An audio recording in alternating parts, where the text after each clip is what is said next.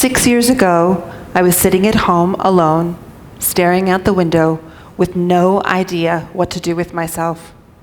It had been 2 weeks since my doctor had put me on medical leave for burnout, and 4 weeks before that, my mother had been killed in a car crash. And now, there were no emails to respond to, no meetings to attend, and no one depending on me. Just silence. I should have been grateful for the break, but instead, without a title, a full calendar, and a list of responsibilities to organize my day, I felt lost. You see, like many of you, I was taught that if I worked hard and followed the right path, that I would achieve success and build a good life. And so I did.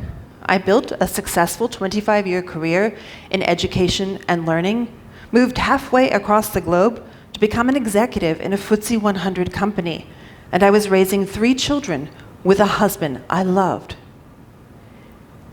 And yet there I was, at home. And all I could think was, how did I get here? And more than that, I was angry. I had done everything right, and yet somehow it still wasn't enough. With nothing left to lose, I called a coach.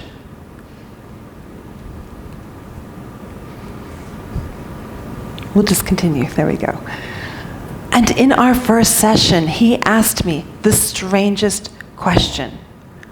What if your value isn't defined by what you achieve?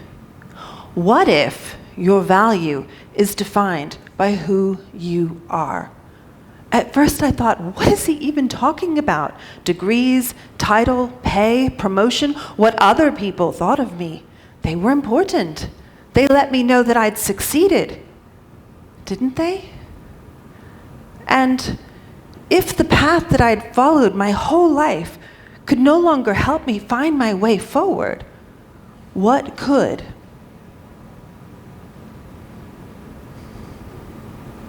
I needed answers.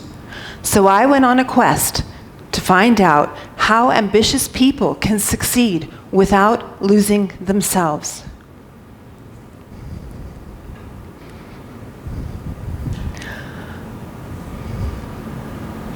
Like every good high achiever, I thought that I'd find the answers in a book. I thought maybe I missed a lesson somewhere that everyone else had attended. And so I read everything I could find, and I interviewed hundreds of high-achieving professionals who had reinvented themselves. And the more I read, and the more I spoke to people, the more I realized I didn't miss a lesson, and neither had they. You see, many of us were wrestling with the same kinds of questions. Who am I outside of what I do? What does success really mean to me? And how do I build a life that reflects who I am and what matters most? What I discovered is that most of us have been prepared for a world that no longer exists.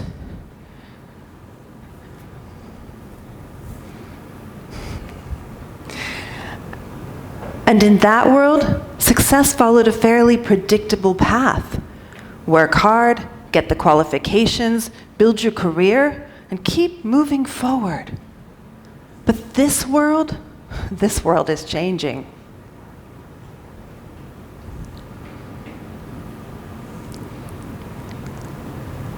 The OECD says that most of us will change jobs and reinvent our careers multiple times throughout our lives.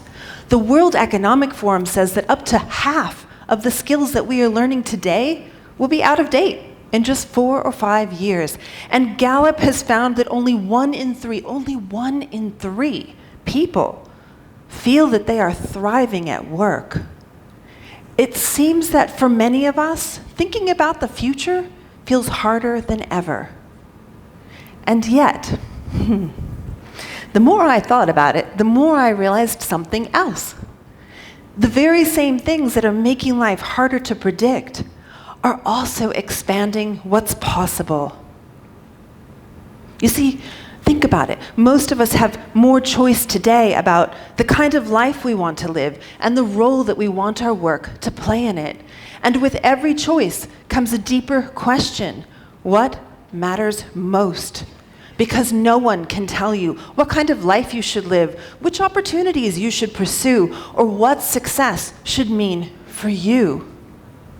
But when success followed a predictable path, many of those choices were made for us. But today, we have to choose. And the challenge is, we're still taught how to achieve, but we're not taught how to choose. And in today's world, the choices we make matter more than ever.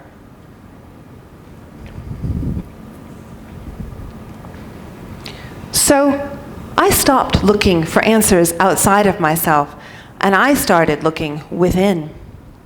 I thought deeply about who I was and what mattered most to me when no one else was looking. I questioned the definition of success that I was raised with and which was really mine. And I thought about the people and experiences that make me feel most alive. And perhaps, for the very first time, I dared to name what I wanted my life and work to look like, even though I had no idea how I was going to get there yet. And the more I looked inside myself, the more possibilities I could see. And yet every possibility revealed choices that only I could make. And the more intentional I became about these choices, the steadier and more energized I felt, the more I transformed myself and my life in ways I never imagined. I left my job. I started my own business. I moved to the south of France, and I wrote 2 books. So yes, success still matters to me, and yes, ambition still matters to me too, only now I matter. My life definitely hasn't gotten any more certain. If anything, it's far more uncertain.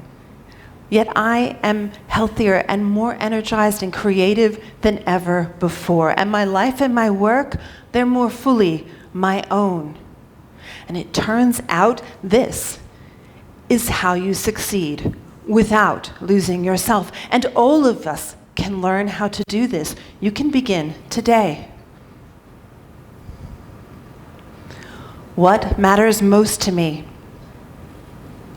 What do I want more of in my life, even if I don't know how I'm going to get there yet? And which parts of the life I'm building are truly mine? The answers won't just help you find your way forward. They'll help you understand who you're becoming. Because in the end, the life you live reflects the life you choose.